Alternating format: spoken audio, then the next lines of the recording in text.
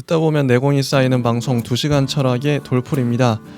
이번 시간에도 남경태 선생님의 종횡무진 서양사 1권을 이어서 공부해 보도록 하겠습니다. 34쪽이고요. 1부 씨앗이란 제목이고 2장 충돌하는 두 문명을 이번 시간에 한번 다뤄보도록 하겠습니다. 이 두 문명이란 과연 뭘까 궁금하시죠? 곧 나옵니다. 좋습니다. 여러분. 그래서 소제목이 신국의 역사예요. 신국이란 신이 다스리는 나라겠죠. 그렇죠. 아무래도 이때는 재정일치 사회다 보니까 맞습니다. 뭐 제사장이 거의 뭐 대통령이라 보면 되죠. 그래서 34쪽이고요. 한번 제가 중요하게 생각했던 문장들 그리고 위주로 한번 정리하면서 예. 넘어 한번 해보겠습니다. 고대 이집트의 역사는 3000년 동안 수십 개의 왕조가 등장하고 퇴장한 데서 알 수 있듯이 결코 단일한 역사가 아니다. 지금 우리는 편의상 그것들을 뭉뚱그려 이집트 왕국이라고 부르고 각 왕조의 일련 번호를 매겨 구분하지만 각각의 왕조는 사실상 별개의 나라나 다름없었다. 가로 안에 또 이 질문이 등장하는데 요거 되게 신박해요. 제가 읽어볼게요. 우리 역사에 등장했던 고대 삼국과 고려, 조선을 한반도 왕국이라고 통칭할 수 있을까? 고려 그러니까 뭐 삼국은 왕국이라고 하기에는 분열돼 있었지만 이제 고려하고 조선을 한반도 왕국? 그렇죠. 한반도 왕국이라고 하기에는 너무 다이나믹했죠. 그러니까요. 뭐 정몽주가 뭐 시도 한번 읊어보고 이방원이랑 이 다양한 나라들 근데 한반도 왕국이라 할 수 없는데 역사에서는 그 다양한 나라들을 이집트에 있었던 다양한 나라들을 3000년 동안 수십 개의 왕조가 등장했는데 그냥 이집트 역사라고 뭉뚱그려서 표현한다는 거죠. 이런 문제 제기도 되게 신선하다. 그럼 이집트라고 하기에는 뭔가 좀 이집트가 아닐 수도 있겠네? 뭐 이런 생각도 들고요. 아무래도 모르겠어요. 제가 당연히 이집트에 안 가봐서 잘 모르겠지만 이분들 같은 경우에는 외부에서 이런 식으로 뭉뚱그려서 그러니까 이분들이랑 이집트 분들은 이집트 누구나 자신의 역사가 뭉뚱그려지는 걸 별로 좋아하진 않을 것 같습니다. 맞죠. 예. 아마 역사가들은 편의상 그냥 이집트의 역사다 이렇게 정리해버린 것 같아요. 그 3000년의 수십 개 왕조를.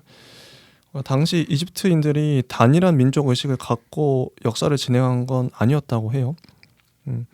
그리고 이집트인들에게 이집트란 세계의 일부가 아니라 세계 전체였다고 합니다. 고대의 중국인들은 천하의 주인을 하늘의 아들 천자라고 했죠. 반면에 이집트인들의 천자는 바로 파라오였다고 해요. 사실 파라오는 천자보다 시기적으로 1500년 이상 앞서니까 파라오를 천자에 비유하기보다 오히려 천자를 중국의 파라오라고 해야 한다. 이게 설득력이 있어요. 뭐 맞죠. 승자의 고난이죠. 그러니까. 누가 누구를 모방했느냐. 네.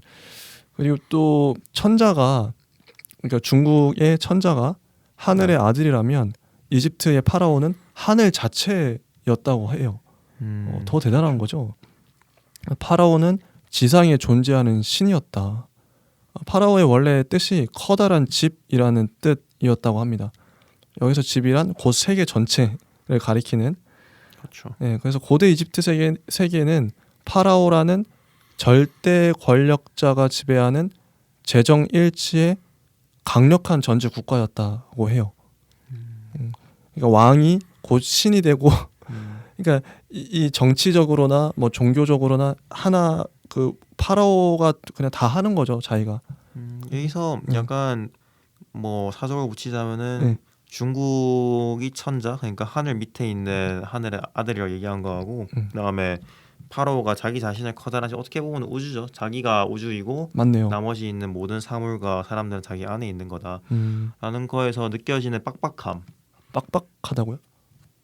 뭔가 빡빡하게 이거를 세계가 다 이루고 있다면은 중국 같은 경우에는 천자라는 하늘이 있음을 상정함으로써 좀 더 여백을 두는 것 같고 그리고 그 여백에서 어떻게 보면은 약간 동양에서 우리가 흔히 얘기하죠. 저희가 뭐 시험지 낼 때 백지 낼 때 쓰는 말 여백음이라고. 네, 맞아요. 여백음이.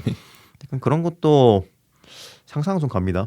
진짜 빡빡하다라는 말이 좀 와닿는 게 이제 내가 하늘 하늘이라고 말하는 것과 내가 하늘이야 이렇게 되면 이런 말과 나는 하늘의 아들이야 이거 좀 뉘앙스가 다르잖아요. 좀 많이 다르죠. 특히 제가 지금 정확한 그 직급의 명칭은 잘 생각이 안 나는데요.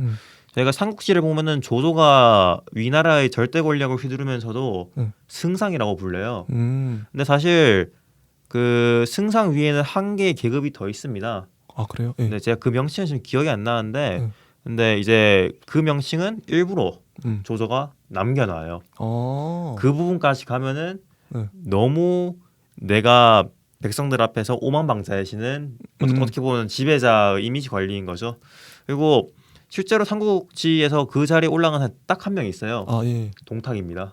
진짜 오만하네. 예, 동탁이 올라가죠. 그래서 자신을 그 직급으로 부르게 하고 하는데 뭐 말로는 좋지 않았죠. 그렇죠. 저도 뭐 선택할 수 있다면 내가 하늘이라고 하는 건 너무 좀 너무 나갔고 하늘의 아들이 더 이게 동양적 정서일까요? 그래서 동양과 서양의 차이 같기도 하고 뭐 이런 생각은 들어요. 동양에서 중국 같은 경우에는 그러니까 정말 지속적으로 지배를 하려면은 이렇게 꽉 쥐고 있으면 안 돼요.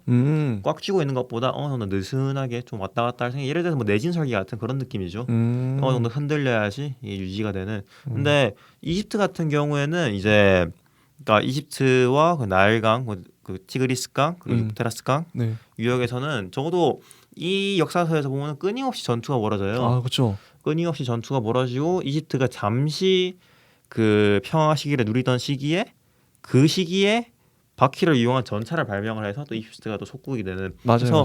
끊임없이 전투적인 태세를 갖추다 보니까 또 세계관 역시 좀 빡빡해진 부분도 없지 않아 있을 것 같다는 생각을 좀 해봤습니다. 맞습니다. 예. 계속 보면 고대 이집트는 신국의 그러니까 제국이라기보다는 신국, 신이 다스리는 나라, 신은 파라오겠죠. 그렇죠. 예, 신국에 가깝다. 신적 권위를 가졌기 때문에. 그래서 절대 권력의 강도를 기준으로 비교하면 이집트가 가장 크고 그다음에 중국, 로마 순서로 나눌 수 있다고 해요. 로마는 공화정이었죠. 맞습니다. 파라오의 권위를 잘 보여주는 것이 바로 인류 역사상 가장 오래된 석조물인 피라미드라고 합니다. 이게 그리스인들의 기록에 따르면 10만 명이 10년 동안 일해서 그 피라미드 한 개 만들 수 있었대요.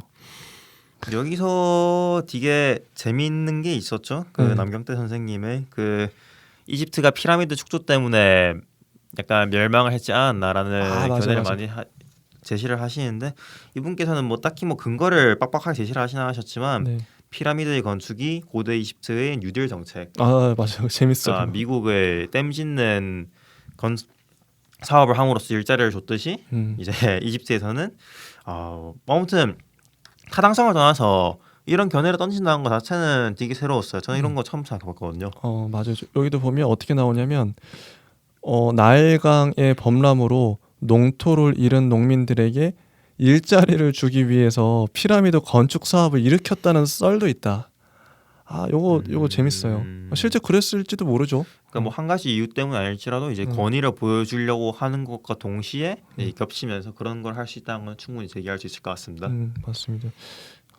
그리고 아무리 신적 존재라 해도 파라오는 지배자로 군림했을 뿐이고 국가 행정의 실무는 관료 조직이 맡았다고 합니다.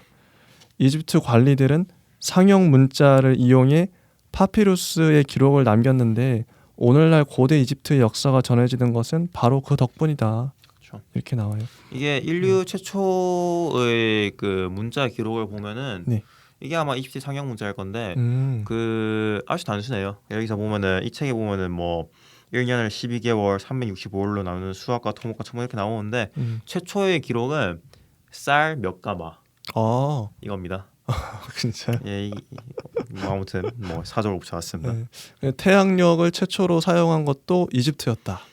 그리고 뭐 관료, 귀족, 기술자, 상인 등 계층 구분도 있었다. 그때 당시에 벌써.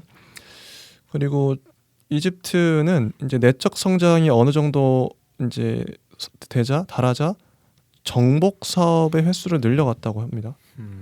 정복을 하기 시작한 거죠. 그리고 이제 36쪽으로 넘어가서 이제 두 번째 소제목이 나왔어요. 초승달의 양끝이 만났을 때 이 지역이 이집트와 이제 메소포타미아 이 지역이 비옥한 초승달 지역이라고 불리나 봐요. 지중해를 이렇게 그렇죠. 감싸고 있는. 자, 한번 볼게요. 37쪽 아라비아 사막 출신의 셈족 유목민들은 몇 차례의 민족 이동으로 사막지대를 벗어나 서쪽과 북쪽으로 영역을 넓혀갔다고 해요. 서쪽으로 간 사람들은 지중해 동부에 시리아와 팔레스타인의 고대 문명을 열었고 기원전 8,000년경에서 기원전 7,000년경 지금의 요르단에 인류 역사상 최초의 도시로 기록되는 예리코를 건설했다고 합니다. 현재 전하는 도시 중에서 가장 오래된 도시라고 해요. 최초인지는 알 수 없지만요. 또 북쪽으로 간 셈족은 고원 사람들과 어울려 기원전 2500년경부터 메소포타미아 문명권에 합류하기 시작했다고 합니다. 이게 삼국지도 보면 저도 갑자기 삼국지 생각나는데 네. 그 장군이랄까 무수한 인물들이 갑자기 등장해요. 얘가 어디서 나온지 모르겠지만 그 삼국지의 그 뭐랄까 그 인물들이 어떻게 보면 되게 신화적인 느낌이 나는 게 네. 갑자기 등장했는데 갑자기 막 영웅이 되고 이런 것들이 역사에도 보니까 셈족이 갑자기 나왔어요. 아. 그러니까 이런 것들이 되게 많은 것 같아요. 갑자기 얘네들이 어디다가 튀어나 물론 살고 있었겠죠 오래전부터. 근데 셈족이 또 중요한 민족으로 등장했다. 그렇죠. 민족 이동을 했던 것 같아요. 그래서 이 다양한 지역에 퍼져 살게 됐다. 그런 내용이 나오고요. 그리고 기원전 2350년경 셈족 출신의 사르곤 1세 사르곤 1세는 수메르와 아카드 일대를 통일하고 아카드 왕조를 열었다고 합니다. 이어 그는 서쪽의 시리아와 동쪽의 엘람까지 정복하고 대제국을 이루어 사계는 천하의 왕이라는 칭호를 얻게 되었다고 합니다. 예. 여기 또 재밌는 게 있어요. 저는 이 부분 한번 나누고 싶은데 네. 그 1세라는 말이 붙은 것은 네. 후대의 역사가들이 후대의 사르곤 2세와 구분하기 위한 것일 뿐 당대에는 그냥 사르곤이라는 이름으로 불렀대요. 우리가 프랑스인가? 루이 16세 근데 16세라는 게 네. 자기가 16세라고 한 게 아니라 프랑스 역사에서 루이란 이름의 왕이 너무 많았던 거예요. 태양. 그러니까 네. 너무 많아서 16번째로 루이 왕이 등장하니까 그 16세가 된 거죠. 후대 역사가들이 딱 붙인 거죠. 그런 이름이 맞나 봐요. 그 네. 역사에 보면 특히 서양 중세의 그런 왕명이 겹치는 경우가 많다고 합니다. 이거 되게 재밌지 않나요? 저는 이걸 처음 알았어요. 그렇죠. 저 같은 경우에도 약간 1세, 2세 그러니까 고조선하고 조선이 원래 둘 다 조선이었는데 네. 후대의 사람들이 이제 맞네. 이거를 구별하기 위해서 고조선이라고 붙인 걸 알고 있었는데 근데 이게 뭐라고 해야 할까요? 그 서양권에 있는 1세, 2세 뭐 유명한 축구 선수인 뭐 네이마르 주니어 뭐 이런 같은 경우는 별개겠지만 뭐 1세, 2세, 3세 이런 거 같은 경우에는 너무 흔해서 저는 그냥 이 사람들이 약간 부모님의 이름을 좀 좋아하시는 건가? 물론 농담인데 약간 이런 생각도 좀 들더라고요. 너무 많으니까. 네. 아무튼 뭐 이 책을 통해 처음 접하게 되었습니다. 저도 이런 건 처음 알아서 신기하다. 그리고 절대군주 사르곤이 죽자 메소포타미아는 정치적 혼란을 맞았다고 해요. 이후 우르의 수메르 왕조가 패권을 장악하면서 잠시 안정을 되찾지만 수메르는 메소포타미아의 주인이 아니었다. 기원전 20세기를 넘기면서 우르 왕조가 무너지자 다시 이 일대는 새로운 주인을 기다리게 되었다고 합니다. 이것을 계기로 수메르 문명은 역사에서 사라지고 아카드 문명이 메소포타미아를 지배하게 돼요. 이런 식으로 문명이 갑자기 사라지네요. 한편 이 무렵에는 이집트에서도 대규모 직약 변동이 일어났다고 합니다. 영토가 넓으면 지배자의 권력이 강화되지만 한도를 넘으면 오히려 지배자의 지위가 흔들리게 마련이죠. 그렇죠. 그래서 활발한 정복 사업으로 이집트 강역이 넓어지면서 파라오의 신권도 바닥을 드러냈다고 해요. 땅이 넓어지면 그 자기의 권력도 약해지나 봐요. 그러니까 이제 이 시기 같은 그러니까 이제 이 부의 일부의 후반부에 가면 남경천 선생님께서 언급을 해주시는데 약간만 설명을 하자면은 아무래도 이 시대에는 네트워크망이 상당히 부실하잖아요. 맞네. 그러니까 네트워크망 같은 경우에는 이제 물리적 네트워크인 도로망 뭐 이런 게 있을 수가 있고 아니면은 경제적 네트워크 이거는 저는 믿음의 네트워크라고 봐요. 그러니까 이게 무슨 말이냐면은 네. 사람이 특정 화폐를 얼마나 신뢰하느냐. 네. 예를 들어서 지금 지구촌 시대엔 사람들이 달러라는 거를 어마무시하게 믿음을 가지고 있잖아요. 맞습니다. 예. 근데 이 시대에는 물리적 네트워크는 고사하고 같은 화폐를 얼마만큼 범용속으로 믿고 있느냐 이것도 문제가 됐던 거예요. 맞습니다. 예. 그래서 이런 네트워크 물론 뭐 물리적인 것도 중요하죠. 근데 이런 네트워크가 제대로 정립이 되지 않았기 때문에 특정 이상 물리적으로 영토가 넓어지면은 관리하기 어렵다라는 거는 되게 필연적인 거라고 봐도 무방하죠. 생각해 보니까 그러네요. 진짜 네트워크가 좀 그 헐겁기 때문에 땅이 넓어질수록 오히려 그래도 지금은 뭐 미국도 그렇고 땅덩이가 넓어도 진짜 연결이 진짜 그 고속망이랄까 그런 모든 것들이 다 연결돼 있기 때문에 되게 밀집해서 그렇죠. 통신이라든지 밀도가 높죠. 모든 분야에서 그런 차이가 있네요. 고대랑. 아니 저는 여기서 약간 뭐라고 해야 할까요? 그러니까 부흥을 하면은 그 에너지가 생기는데 에너지라 하면은 막 처음에 막 전국 전쟁을 벌인 그런 에너지가 있으면은 맞아요. 그거를 어느 시점에서 멈추냐도 중요한데 더 중요한 건 어떻게 멈추냐인 것 같아요. 이거를 저희 가장 가까운 역사에서도 알 수 있어요. 네. 임진왜란이라고. 임진왜란. 일본에서 도요토미 히데요시가 이제 일본 전국 시대를 제패를 하고 그다음에 이제 정착이라고 해야 할까 평화를 이뤘잖아요. 근데 문제는 이 어마무시한 군사들을 먹여 살릴 수가 없는 거예요. 장군들도 불만이 많고 이것도 결국 똑같은 거예요. 이집트든 메소포타미아든 뭐 후에 나오죠. 뭐 히타이트, 히타이트, 네, 아시리아도 그렇고 아시리아가 대표적으로 나오죠. 후에 나오지만 군 세력을 억제를 하지 못하는. 네, 맞아요. 그런 게 역사에서 반복된다는 게 역사의 교훈이라는 게 또 그런 것 같아요. 나라만 다를 뿐 계속 같은 양상이 반복되는. 그렇죠. 참, 한번 그래서 자기가 이제 파라오가 감당할 수 없으니까 넓어진 영토를 귀족들에게 영토를 나누어 줬다 그래요. 이게 봉건제입니다. 봉건제는 중국이나 뭐 서양의 중세에만 있었던 제도가 아니라 고유 명사가 아니라 보통 명사다. 그렇죠. 이 부분이 되게 인상 깊었어요. 맞아요. 여건이 맞으면 자연스럽게 생겨난대요. 뭐 인류 역사에서 어디에서나. 그렇죠. 이런 현상을 말하자면 고유명사라기보다 고통명사다라고 한 문장으로 매우 세련되게. 너무 좋아. 이런 거 너무 좋아요. 오히려 그래서 이 책은 재밌는 게 뭐냐면 본문도 좋은데 요 괄호 안에 등장하는 그 좀 괄호 안에 짜투리 말들 그리고 옆에도 이제 좀 나오는 그 주석 달린 것들 요게 재밌어요 또. 맞아, 약간 전문성을 주석하고 그다음 괄호 안에다가 할애를 하신 감이. 맞아요. 좀 있습니다. 보통 대부분의 책은 뭐 괄호나 이게 주석 안 봐도 되거든요. 근데 저는 이걸 다 읽었어요. 이게 너무 재밌기도 하고 별표 많이 쳤는데 그렇죠. 한번 나눠드릴게요. 근데 봉건제의 취약점이 뭐냐면 중앙 집권이 약화된대요. 그럴 수밖에 없죠. 왕권을 이제 분할하는 거니까. 그렇죠. 그래서 원래 이집트는 정치만이 아니라 모든 경제 활동도 파라오의 통제 아래 있었는데 중앙 권력이 약해지자 변방에서 권력을 장악한 귀족들이 점차 정치적, 경제적으로 좌립을 꾀하기 시작했다고 합니다. 이렇게 해서 이집트는 기원전 22세기 무렵부터 약 200년간 분열기를 맞아요. 이것이 제1 중간기라고 합니다.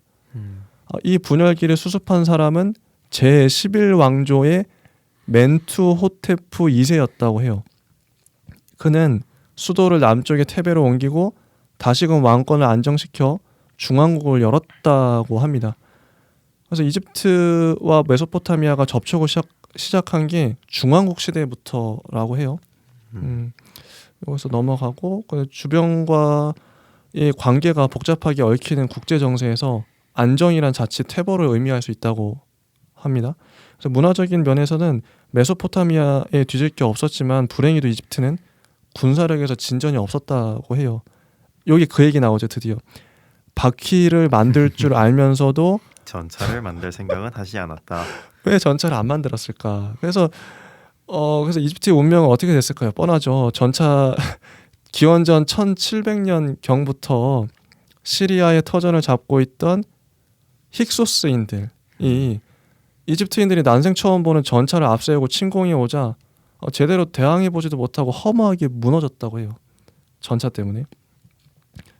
참 이런 게 좀 힉소스의 이집트 지배기가 이집트 역사의 제2 중간기다. 근데 이 차이가 요 전차 바퀴 얘기 좀 해보고 싶긴 한데 예. 이집트인들은 왜 전차를 만들 생각을 안 했을까요? 바퀴를 만들 줄 알면서도 바퀴를 만들 줄 알면서도 전차를 만들 생각을 왜 안 했냐? 오히려 이집트인들은 그 생각을 못했는데 또 다른 민족들은 그걸 가지고 전차를 만들어요. 글쎄요, 그래서 침공을 해요. 이유를 제가 당연히 이 자리에서 규명하기는 어렵겠지만 근데 이건 뭐 상상의 영역이죠. 이런 건 있죠. 뭐 최초로 그러니까 다이너마이트라는 거를 실용적으로 쓴 곳은 노벨이 이제 서양권에 썼지만, 근데 화약이라는 개념은 중국에서 먼저 만들었었거든요. 예, 그렇죠. 한 1000년경쯤에 이제 화약이라는 개념이 있었는데 그거를 좀 더 살상적으로 활용을 한 것은 이제 발원지하고는 좀 다른 거죠. 맞습니다. 그래서 이게 그러게요.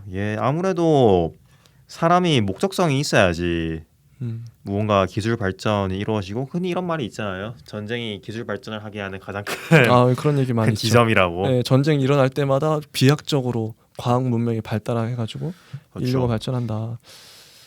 좀 그게 좀 그래요. 네, 그래서 한번 넘어가 보겠습니다. 네. 41쪽 소제목은 최초의 국제사회입니다. 힉소스가 이집트를 공략하려고 준비하던 무렵에 그때까지 혼란과 분열을 겪던 메소포타미아에서도 서서히 안정의 기운이 싹트기 시작했다고 해요. 요 이제 들어보시면 아시겠지만 지금 주인공이 두 나라가 있죠. 두 나라죠. 예, 이집트 이 두 문명이죠. 이집트와 메소포타미아. 예, 이 두 주인공입니다. 그래서 메소포타미아 이제 얘기를 할 텐데, 수메르의 우루 왕조가 쇠퇴하자 서쪽의 아모리인들이 그들 세력을 대신했다고 해요. 아모리인들이 등장했어요. 아카드와 수메르의 중간 지점인 바빌론을 중심으로 흥기한 이들은 점차 세력을 키워 메소포타미아 고대사에서 처음으로 비중이 있는 나라로 기록되는 바빌로니아를 세웠다고 해요. 바빌로니아 좀 많이 들어본 그렇죠. 이름이죠. 하무라비 버참 뭐 바로 밑에 나오시면 많이 유명하죠. 42쪽을 보면 드디어 바빌론의 슈퍼스타 함무라비 왕이 나옵니다. 네, 갑자기 감정이입을 하셨어요. 선생님께서 슈퍼스타라고. 여기 써 있어요. 그대로 써 있어요. 그러니까요. 인류 최초의 성문법인 함무라비 법전에 그 함무라비 왕의 이름이 남겨져서 지금까지 전해지고 있다고 합니다. 역사에는 법전으로 알려져 있지만 당대의 함무라비 업적이 그것만이 아니라고 해요. 당시 바빌론과 패권을 다투던 도시들은 이신과 라르사를 차례로 물리쳤고, 사르곤 이래 600년 만에 다시금 시리아에서 엘람에 이르는 커다란 통일 제국을 수립했다고 합니다.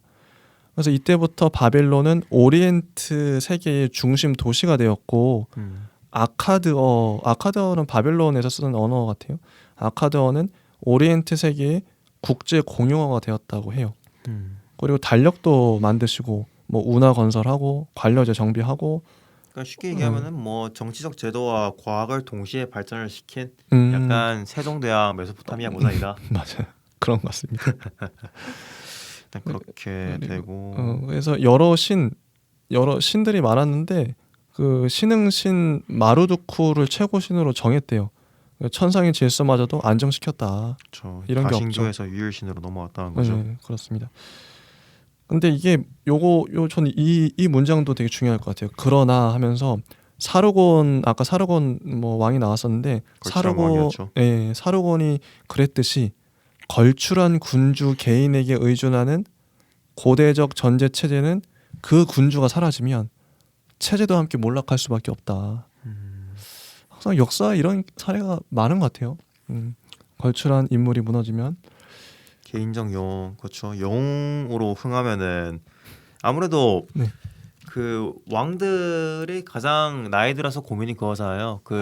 후세 다음에 왕세를 어떻게 내려줄 거냐. 그래서 왕자의 난이란 것도 우리나라에 맞아요. 뭐 흔히 있었죠. 흔히까지는 아니죠. 꽤 있었죠. 그런 케이스가 되게 많은 것 같아요.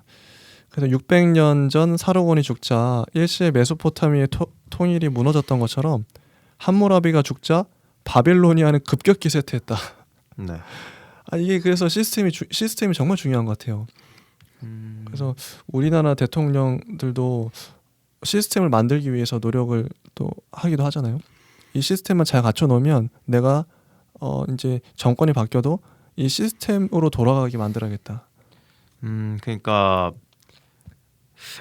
이거는 살짝 애매한 것 같아요. 왜냐하면은 내정자를 두고 넘어가냐 아니면은 뭐 대선 이게 애매하긴 한데 아무튼 말 그대로 부드러운 정권 교체라 하면 애매하고 아무튼 정책이 부드럽게 지속이 되느냐 안 되느냐. 맞아요. 네. 그래서 자 이제는 그 서남아시아 전체가 문명의 밝은 빛으로 가득했다.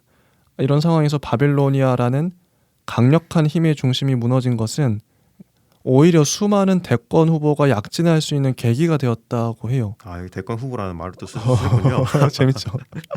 바야흐로 오리엔트 국제 질서가 생겨나기 시작했다. 바빌로니아가 쓰러졌기 때문에 온갖 그 약소국들이 드디어 기지개를 펼 수 있었던 그렇죠. 거죠. 여기서 그래서 우선 주목할 게 이집트의 황골 탈퇴라고 합니다. 이집트인들은 약 100년간 이민족의 지배를 받으며 아까 이민족 그 바퀴 때문에 바퀴 때문에 힉소스 이제 침공당해가지고 이제 중간기 겪었거든요. 이 사람들이. 그렇죠. 이게 참 이유는 단순하게 묘사를 했긴 했는데 아무튼 바퀴 때문에. 그래서 뭔가 이렇게 쉽게 설명하니까 너무 좀 어이없어 보이긴 하는데. 어쩔 수 없죠. 이게 긴 역사를 다루는 거니까. 크게 각성했다고 해요. 힘이 있어야 평화와 안정을 지킬 수 있다는 평범한 진리를 깨달았다. 그래서 이제 이집트인들이 전차, 이중 굴곡 활, 첨단 신무기 도입합니다. 드디어. 어차피 힉소스는 군사력만 앞섰을 뿐 야만족이었대요. 힉소스는. 그래서 뭐 문화 이런 측면, 국가 운영 측면에서 이집트를 이길 수는 없죠.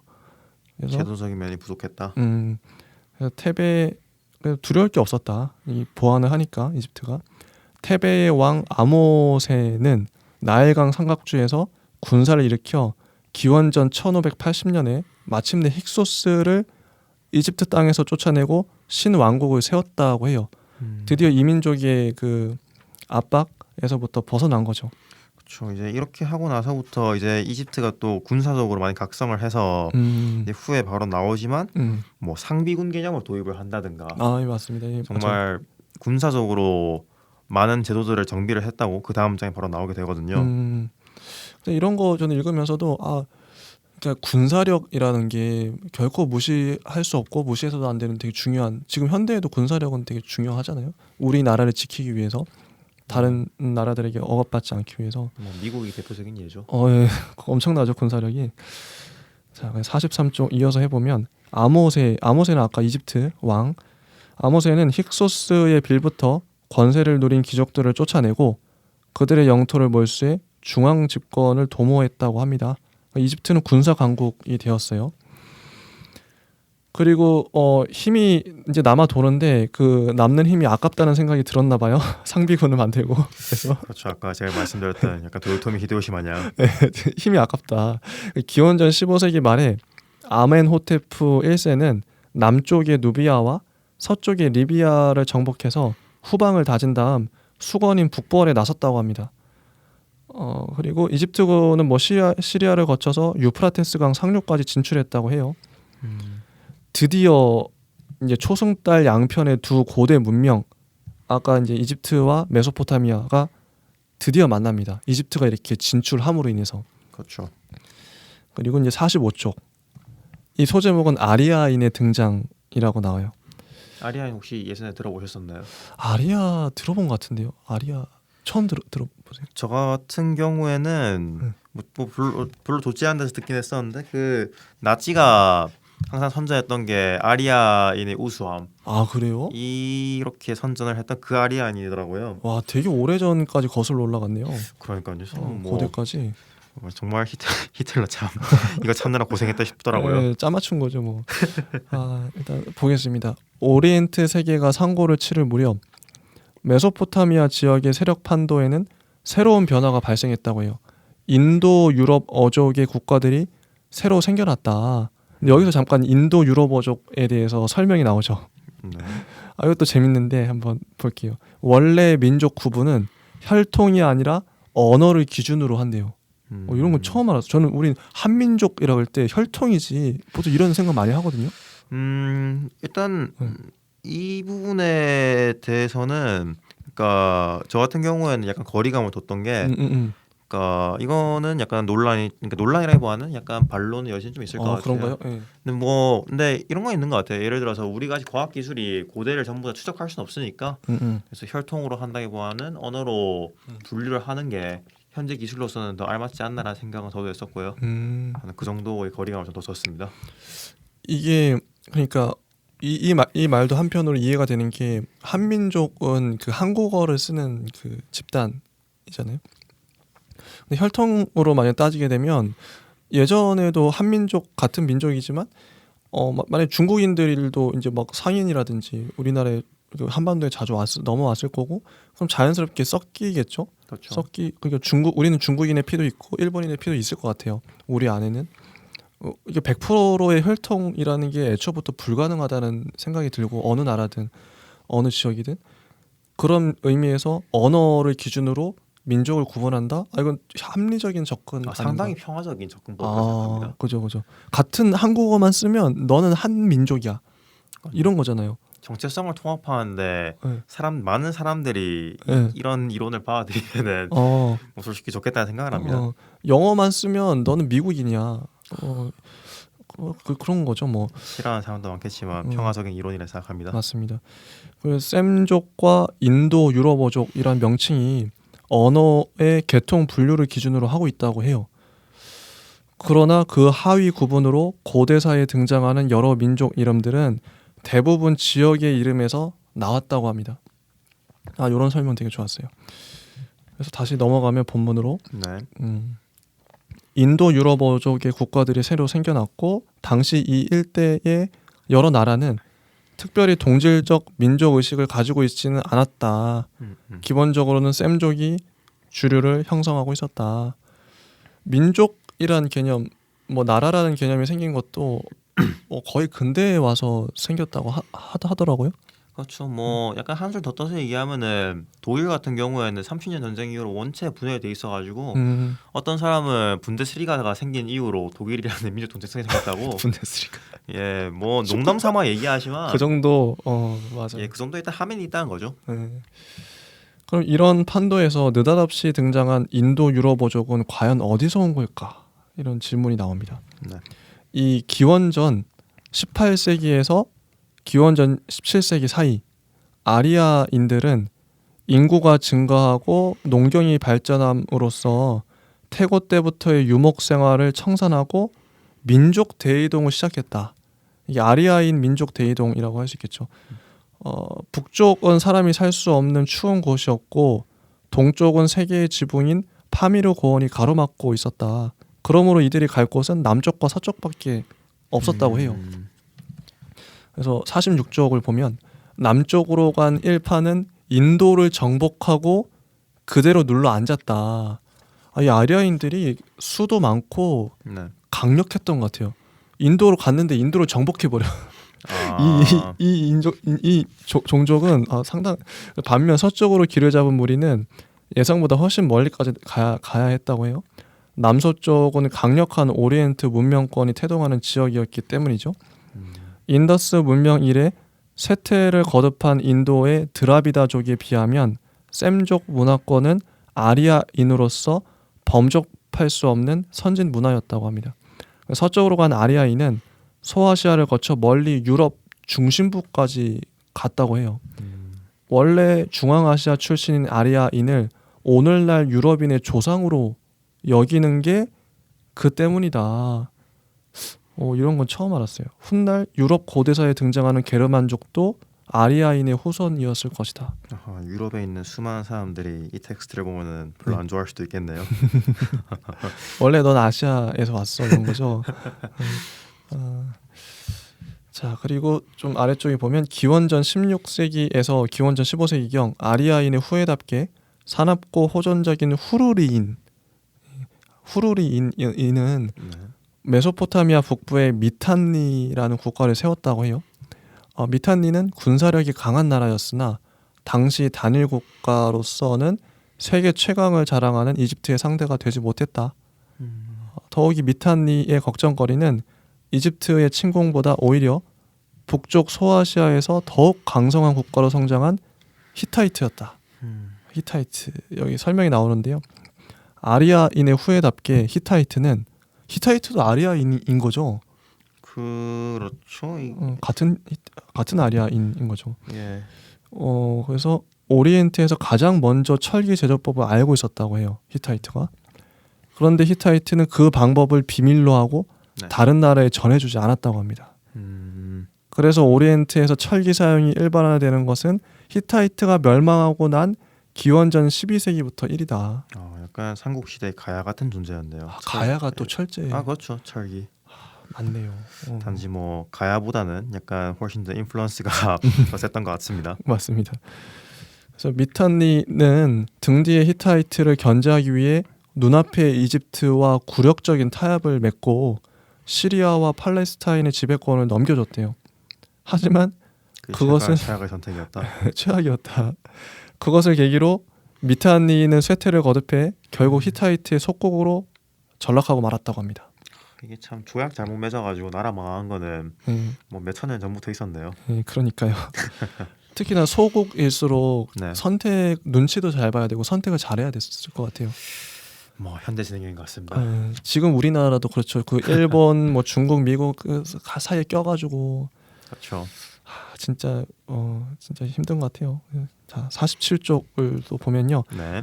무승부로 끝난 대결이라 해서 이제 마지막 소제목입니다. 이제 오리엔트 세력의 판도는 아시아의 선두 주자로 부상한 히타이트와 아프리카의 대표 이집트가 시리아 일대에서 맞서는 형국이 되었다. 드디어 이제 두 나라가 두 어떤 민족, 두 세력, 문명이 한쪽에서 만났죠. 예, 맞붙는 거죠. 이게 중대한 사건이었다고 합니다. 철제 무기를 앞세운 신흥 강호 히타이트, 선진 문명을 자랑하는 전통의 강호 이집트, 이렇게 권투하는 건데. 그렇죠. 약간 BS 같습니다. 그러니까 일부러 이 감정이입해서 쓰신 것 같아요. 네. 기원전 14세기 중반 히타이트가 강력한 군주 수필룰리우마스 1세 어려운데 1세의 치하에 미탄니를 복속하고 시리아로 진출하는 동안 이집트는 내부의 힘을 비축하고 있었다고 합니다. 이윽고 기원전 13세기 초반에 즉위한 유능하고 혈기 넘치는 파라오 람세스 2세. 이분 유명하죠. 약간 영화로도 나오고 소설에서 소재로도 많이 쓰이고. 그래서 람세스 2세는 기원전 1286년 이렇게 정확하게 연도를 측정할 수 있나 봐요. 그러니까 이때부터 람세스 드디어. 때는 어느 정도 기록이 남아 있던 걸로 알고 있어요. 그래서 네. 1286년 옛 이집트 제국의 영광을 실현하기 위해 행군을 시작했다. 대규모 용병대를 거느린 이집트군의 목적지는 시리아의 카데시였다. 적은 이제까지 이집트가 겪은 어느 적보다도 강한 히타이트였다. 한편 히타이트의 왕 무아탈리스도 생전 처음 맞닥뜨리는 강적을 맞아 카데시로 진군했다. 이렇게 해서 기원전 1275년 역사에 기록된 최초의 대규모 국제전인 카데시 전투가 벌어졌다고 합니다. 이제 결과가 궁금하실 거예요. 이것도 한번 읽어보겠습니다. 요거 한번 읽어주실래요? 초반전은 하면서. 저는 뭐 낭독보다는 한번 설명해 주세요. 한번 설명해 주셔도 되고요. 예, 뭐 솔직히 뭐 텍스트 자체는 긴데요. 근데 이게 되게 단순해요. 어떻게 됐나요? 그러니까 초반에는 이제 이집트 히타이트죠. 히타이트가 어마무시하게 우세를 점하고 이집트를 궁지로 몰아놓았는데 이제 그런 거죠. 다 이겼다. 야, 진 놈은 좀 조롱하면서 천천히 말려 죽여야지. 맞아 그런 상황. 약간 이런 마인드로 히타이트 군대가 되게 약간 나이브하게 전쟁을 하고 있었는데 방심했지. 근데 이제 그 사이에 어디였죠? 잠깐만요. 제가 고유명사 약해가지고 저도 그래요. 그 사이에 파라오를 도와주러 온 가나안군. 네, 가나안군. 이 람세스가 있는 중앙진지를 탈환하는데 성공했다라고 하는데 이거 참 방심하는 사이에 지원군이 와서 도와준다. 맞습니다. 약간 이거는 뭐 삼국지에서 수도 없이 봤던 시나리오죠. 맞네 기억나네요. 이런 거 많죠. 예, 뭐 게임을 하든 뭐를 하든 뭐 아무튼 뭐 이렇게 진행이 되는데 그래서 남경태 선생님께서는 이 전투를 매우 간략하게 요약을 하는데 전략에서 승리했으나 전투에서 패배한 무아탈리스와 그러니까 그 히타이트죠. 그다음에 그 반대인 람세스는 결국 무승부를 기록했다. 맞아요. 라고 합니다. 그래서 뭐 여기서 또 재밌는 거는 뭐 이 전투를 이집트에서는 우리가 이겼다 하고 그다음에 또 히타이트는 당연히 우리가 이겼다 하고 네. 얘기를 하는. 서로 자기가 이겼대. 그러니까 이제 무승부를 기록하면은 뭐 서로 이겼다고 공포를 하는 이 시대에는 뭐 SNS도 없으니까 다들 맞아요. 알지도 못하잖아요. 네. 어떻게 보면은 지혜롭고 당연한 지배자의 처사였고 그리고 이제 얘들이 이제 평화 조약을 맺고 이게 사실상 인류 역사상 기록된 최초의 국제 조약으로 알려져 있고 그 다음에 이제 오리엔트의 통일이 아시리아가 강국으로 등장할 때까지 이제 500년을 더 기다려서 기원전 8세기까지 기다려야 했다. 맞습니다. 예. 근데 좀 또 갑자기 궁금한 게 네.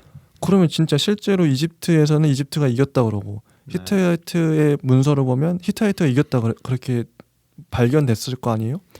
그러면 이런 역사적인 기록은 누가 남긴 거죠?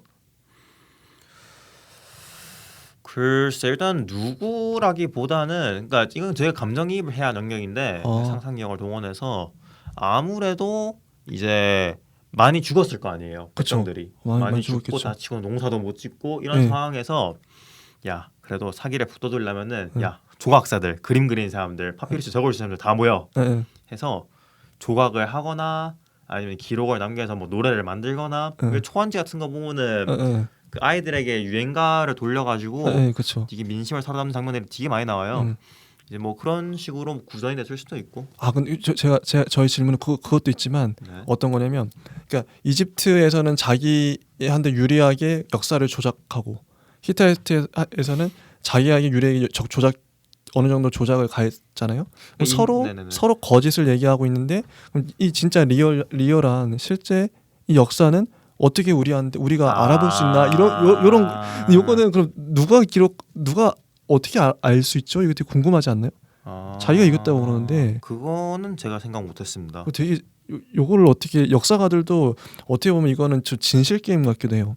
서로 자기가 역사는 승자의 기록이라고 조작할 수 있잖아 얼마든지. 그 당시 고대인데 또. 맞네요. 네, 그죠. 이런 가능성이 되게 날카로운 질문이었어요. 궁금하지 않아요? 역사가는 그 와중에도 진짜 진실이 뭐지? 이거 좀 거짓이 좀 있을 것 같은데 분명히 거짓이 있을 수 있단 말이죠. 자기네들한테 유리하게.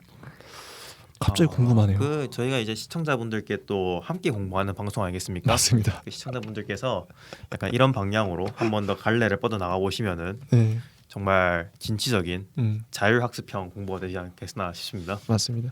우리가 지금 뭐 정사라고 알고 있는 그 역사도 거짓일 수도 있겠다 싶어요. 어느 정도. 그러니까 역사 특히 고고학 같은 경우에는 뭐 하나의 사료를 가지고 거기에 이제 논리적인 추측과 그 상상을 덧붙이는 그런 과정이 아닐까 싶습니다. 맞습니다.